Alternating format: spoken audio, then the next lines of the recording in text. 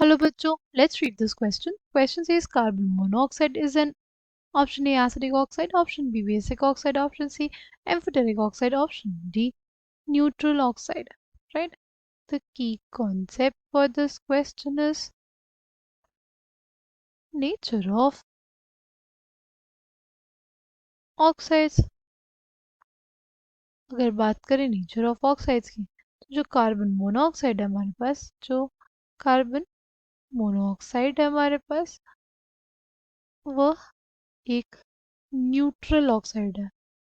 वो क्या है? एक न्यूट्रल ऑक्साइड है। ठीक, वो रिएक्शंस में पार्टिसिपेट एज नहीं करते। राइट, एसिड बेस्ड रिएक्शन में वो पार्टिसिपेट नहीं करते। वो न्यूट्रल ऑक्साइड है। और कौन कौन सी न्यूट्रल ऑक्साइड्स होती है? जगह NO और N2O, ये तीन ही बेसिकली हमारे पास नॉन न्यूट्रल ऑक्साइड्स हैं।